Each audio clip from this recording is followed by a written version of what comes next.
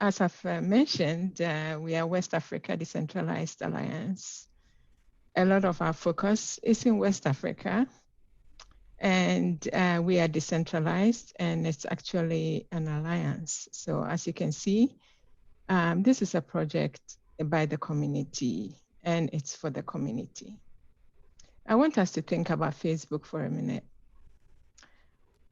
The strength of Facebook, what has made Facebook what it is today, is just the strength of its network. It's because of people joining. It's because, I go there and I can find friends and family, and it's just something that has grown and grown, and it is what it is today because of all the people that actually use Facebook. So how does that apply to West Africa Decentralized Alliance? And how does that apply to what we are here for today? We all know that Cardano is one of the, the most cutting edge protocols in the space at this time. And if we look at how it was started and how it's going, we know that it's just going to get bigger and bigger and bigger. There is no point having, an amazing protocol if we don't have people to use it. Like if Facebook never left the halls of Harvard, it would just have stayed in Harvard, as amazing as, some people would think it is. And that is the same for West Africa Decentralized Alliance. That's the same for Cardano. What we need to do with Cardano is actually to bring more people in. So the more users we have coming into the Cardano ecosystem or the Cardano community, the more valuable Cardano becomes. So that benefits you and I and everybody in the ecosystem. But in addition, because it's such a cutting edge technology, and because of everything that is going on in Africa, and in this case, in West Africa, what we want to do is that we actually want to be intentional, and also, at some point it will be organic, but we do want to go, put some boots on the ground. We want to keep boots on the ground. And when we talk about West Africa, like it is a space, but we also have, West Africa people in the diaspora. So basically, why we are saying that this is a project by the community and for the community is because we just want to be intentional in how we go into West Africa and how we spread the Cardano message, how we build adoption, and how we in turn, make that benefit those who are invested in Cardano. Why are we in Project Catalyst? The reason that we're in Project Catalyst, we came in to look for funding. But we have learned so much more, and we have, the kind of connections that we have made in Project Catalyst has just been amazing. So for this time around for Fund 2, what we are looking for is support, 3-month support. We have a pandemic, so a lot of this that we are doing at this time is virtual. But over the next 3 years, what we're looking at doing is just building capacity in West Africa. What we want to do is to accelerate the creation of decentralized apps. We want to bring in businesses.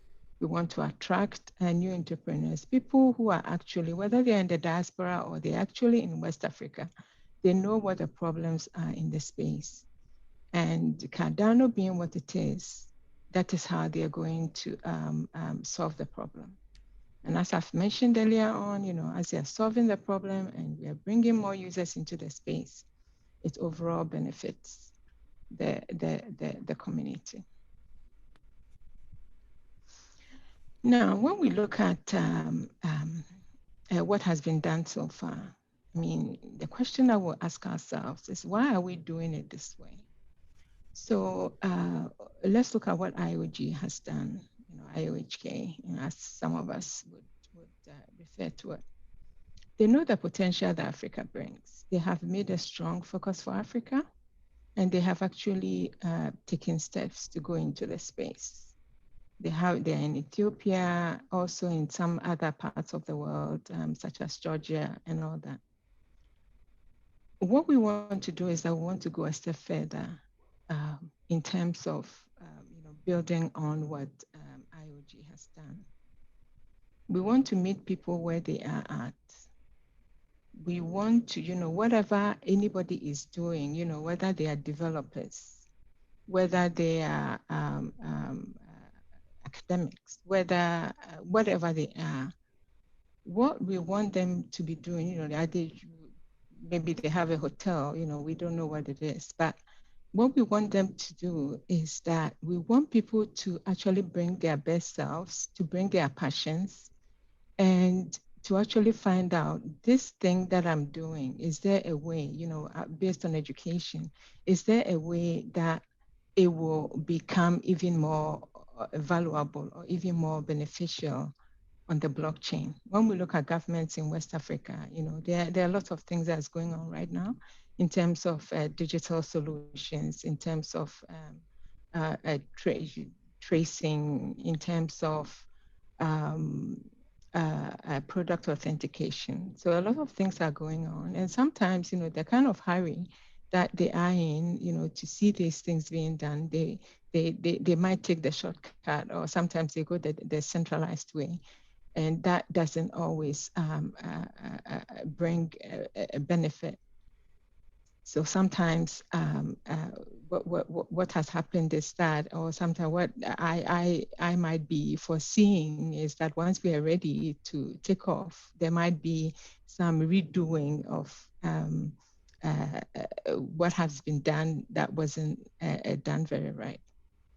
All that I'm saying at this time is that what we are intending to do is that instead of just doing just one person going in, we are bringing all these people, everybody doing their bit. It's going to be a top down, it's going to be a bottom up, and that's how we're going to achieve what we want to achieve.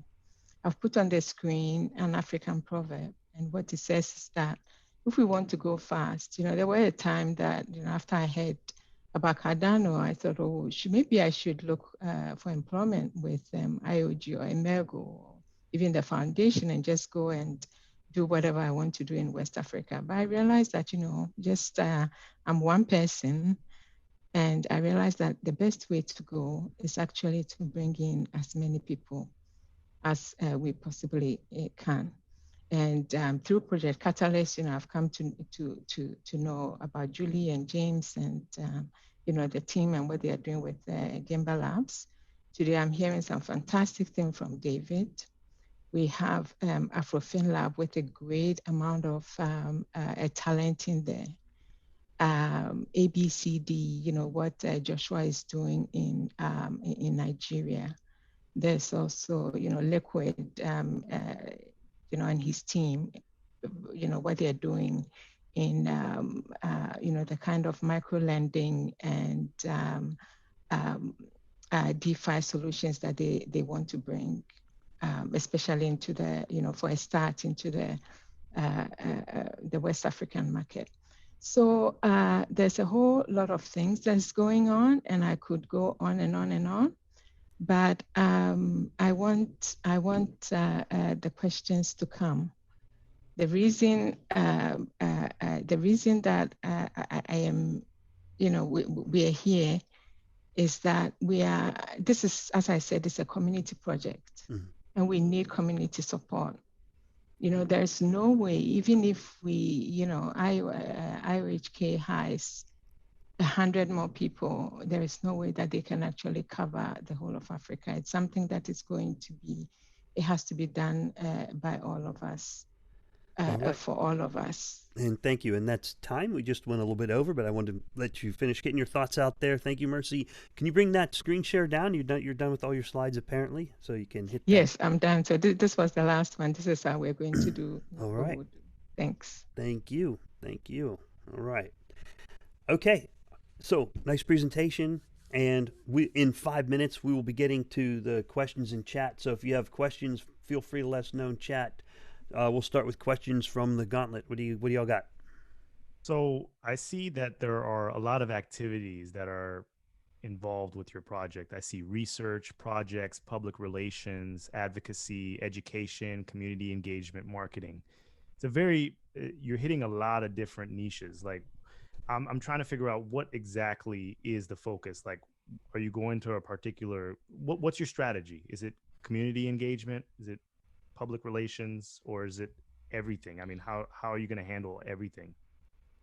Okay, so when you look at the last slide that I put on, my time overran. I couldn't say too much about it, but basically, our project is going to also be a project of discovery. So when we go into any community or whoever we are bringing in, what we're going to do is that we're just going to find out, where are we at? What is the situation here? What are the problems? So there are some communities that we go in and our focus will have to be marketing. There are some communities at this very age, at this very early stage, a lot of the things that we're going to do is actually going to be research. We're going to find out, ask for this, as I think it was Julie who mentioned it, for this part of Fund 2, it is to bring in developers and to bring in businesses. But developers in Africa or in West Africa, what are they needing? So we need to find out. We need to interview, and we need to try and support their needs, whether it be from Gimba Labs or any education project that's going on. There are some communities, especially I'm seeing in the rural areas, whereby we actually have to do the projects ourselves. We have to find people to do the projects in terms of, maybe there is, how do I say it? Like maybe in terms of market, bringing stuff to market, whether it's even what IOG is doing in Ethiopia, how does it work in terms of putting coffee and all those things on the blockchain. So there is a lot of discovery that needs to be done at this point. The other aspect of what we're also going to do is removing barriers. Every time that we talk about a blockchain in Africa, everybody who has an interest in Africa, it's like, please don't let this revolution pass us by. So we do need to remove whatever barriers and all that, so that was actually one of the reasons that our focus is so broad in terms of, okay, there has to be tailored solutions for tailored problems. But the main thing is just bringing people in with the skills and experience that they have to actually build and spread this revolution. All right. Thank you, Mercy. And Thank you. at the beginning, you mentioned boots on the ground, and that Yes. is an interesting term because most people think when internet project, internet. How much is your project going to require? And this is important. Do you need to go into classrooms and public and social learning centers and say, this is how Cardano works and this is how we want to deliver it? When you say boots on the ground, are you going to need to put people like yourself out there and deliver this to people because it's just not so readily available on the internet? Yes? Yes. So to this project, West Africa Decentralized Alliance, I do bring some experience. I grew up. I was educated in Ghana, in West Africa. I completed my education. Then I worked with an NGO in Ghana, and what we were doing was actually conservation work. And you tackle it from every and whatever direction. You're looking for influencers to influence the government. You are looking for people to influence the politicians.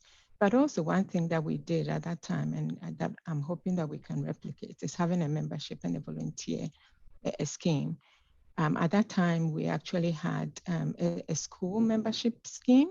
So we had members in, like in schools, we would go into schools and then we formed these membership schemes. And these children go home and then they talk about, like now I am part of this, I'm a member of this club and this is what we do.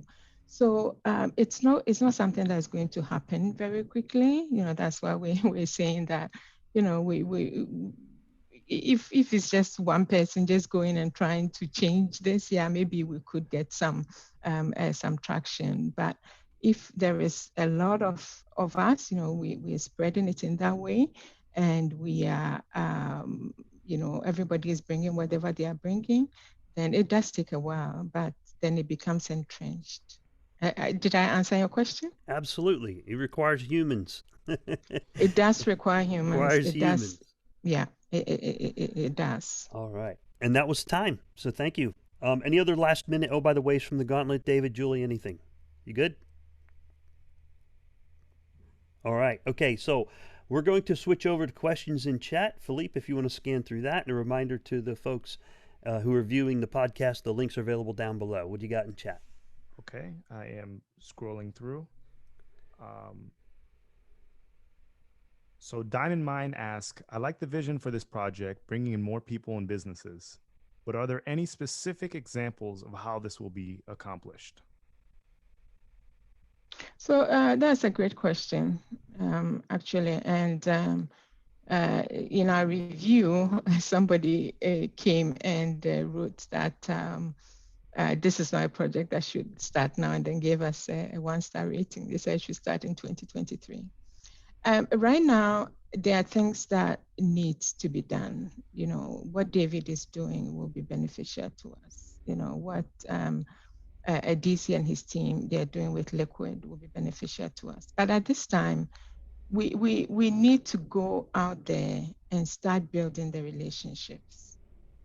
We need to start bringing in the developers for them to play on the Pluto's playground. They need to start getting comfortable with Malo. And then that is how people start thinking. So at this time, I'm not going to say that we have ready-made solutions.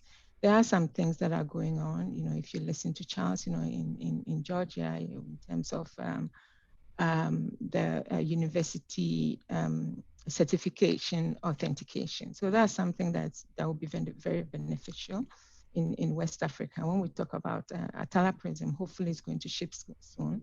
That's something that's going to be very, very beneficial. I mentioned in my presentation that right now Ghana is just trying to digitize everything, digital identities. Right now it's centralized, and hopefully it goes well, but we know the problems with centralized IDs.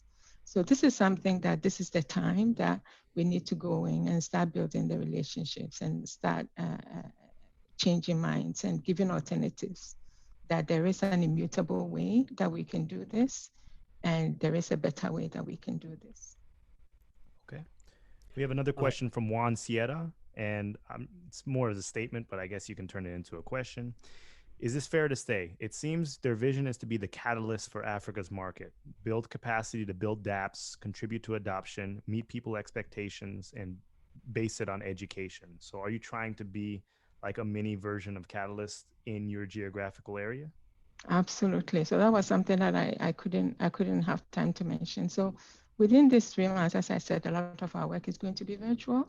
And then within the next 3 years, it's going to be a lot of capacity building. But then we are going to evolve into like a VC, like a venture capitalist type organization, whereby we are going out and we are meeting, like a hotelier, and telling them that, that you could actually cut costs if you build on Cardano. Do you know that you could? It's just that conversation that needs to be had. So yeah, absolutely.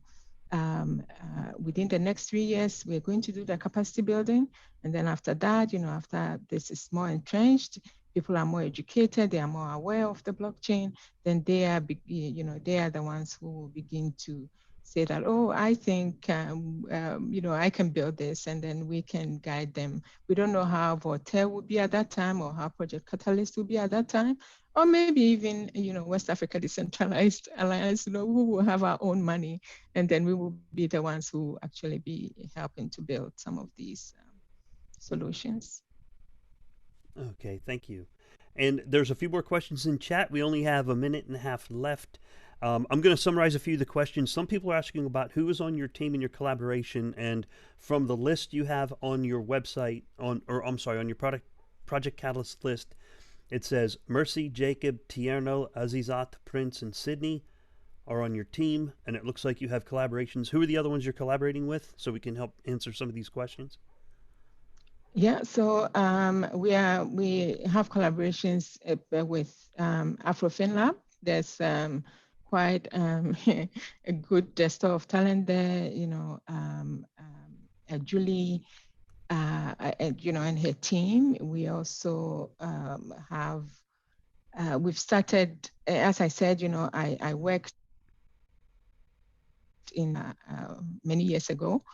And my classmates, you know, those that I finished university with, those are the people that, you know, whilst I have been going around the world, they have been climbing up the government. So there are some contacts in there, and I've started making contact on the ground in terms of, you know, can we start doing this?